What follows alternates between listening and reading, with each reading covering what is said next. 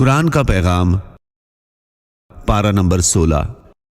یوم نحشر المتقین الی الرحمن وفدا ونسوق المجرمین الی جہنم وردا۔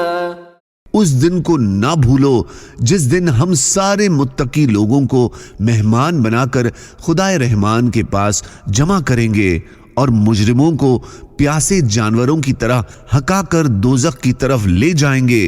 لا يملكون الشفاعة إلا من اتخذ عند الرحمن عهدا۔ اس دن لوگوں کو کسی کی سفارش کرنے کا اختیار بھی نہیں ہوگا سوائے ان لوگوں کے جنہوں نے خدائے رحمان سے کوئی اجازت حاصل کر لی ہو۔ ان الساعة آتية اكاد اخفيها لتجزى كل نفس بما تسعى۔ یقین رکھو کہ قیامت کی گھڑی آنے والی ہے، میں اس کے وقت کو پوشیدہ رکھنا چاہتا ہوں تاکہ ہر شخص کو اس کے کیے کا بدلہ ملے۔ ولا يفلح الساحر حيث اتى۔ جادوگر چاہے کہیں چلا جائے اسے کامیابی حاصل نہیں ہوتی۔ كلوا من طيبات ما رزقناكم ولا تطغوا فيه فيحل عليكم غضبي ومن يحلل عليه غضبي فقد هوى۔ جو پاکیزہ رزق ہم نے تمہیں عطا کیا ہے اس میں سے کھاؤ اور اس میں حد سے آگے نہ بڑھو، جس کے نتیجے میں تم پر میرا غضب نازل ہو جائے، اور جس کسی پر میرا غضب نازل ہو جاتا ہے وہ تباہ ہو کر رہتا ہے۔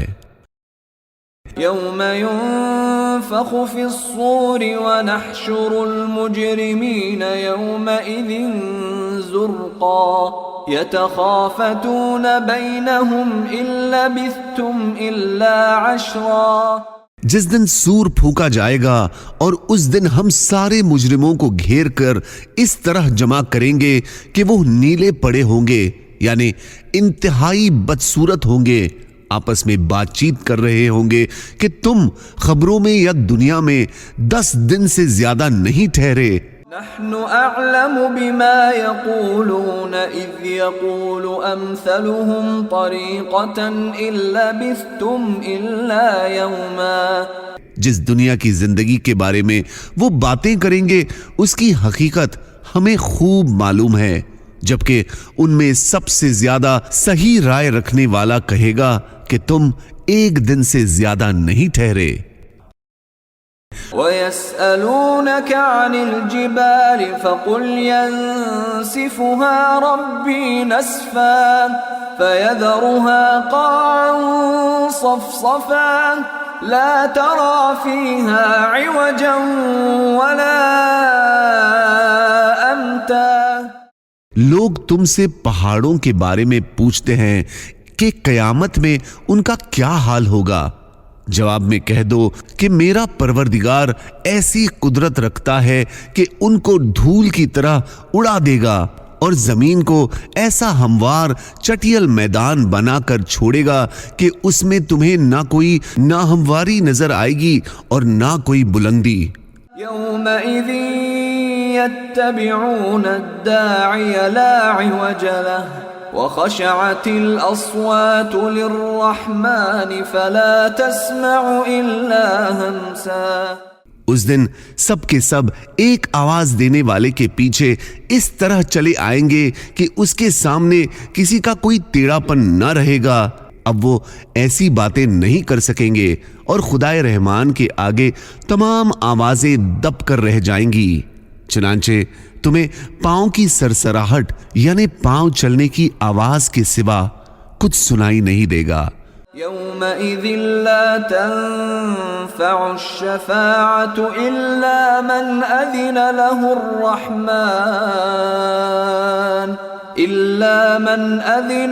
الرحمن ورضي له قولا۔ اس دن کسی کی سفارش کام نہیں آئے گی سوائے اس شخص کی سفارش کے جسے خدائے رحمان نے اجازت دے دی ہو اور جس کے بولنے پر وہ راضی ہو. يعلم ما بين أيديهم وما خلفهم ولا يحيطون به علما. وہ اللہ لوگوں کی ساری اگلی پچھلی باتوں کو جانتا ہے اور وہ لوگ اللہ کے علم کا احاطہ نہیں کر سکتے. یعنی اللہ تعالیٰ کو کتنا علم ہے وہ انہیں کبھی معلوم نہیں ہو سکتا. وعنت الوجوه للحي القيوم وقد خاب من حمل ظلما. اور اس دن سارے کے سارے چہرے ہمیشہ زندہ اور باقی رہنے والے اللہ کے آگے جھکے ہوئے ہوں گے، اور جو کوئی ظلم کا بوجھ اٹھا کر لائے گا وہ ناکام ہوگا. ومن يعمل من الصالحات وهو مؤمن فلا يخاف ظلما ولا هضما. اور جس نے نیک عمل کیے ہوں گے جبکہ وہ مومن بھی ہو تو اسے نہ کسی زیادتی کا خوف ہوگا اور نہ کسی حق تلفی کا، یعنی ایسا شخص کامیاب ہو جائے گا. ومن اعرض عن ذکری فإن له معیشة ضنکا ونحشره یوم القیامة اعما. جو شخص میری نصیحت سے منہ موڑے گا تو اس کو بڑی تنگ زندگی ملے گی اور قیامت کے دن ہم اسے اندھا کر کے اٹھائیں گے. قال رب لم حشرتنی اعما وقد كنت بصیرا. وہ کہے گا کہ یا رب تو نے مجھے اندھا کر کے کیوں اٹھایا حالانکہ میں تو آنکھوں والا تھا. قال كذلك أتتك آياتنا فنسيتها وكذلك اليوم تنسى.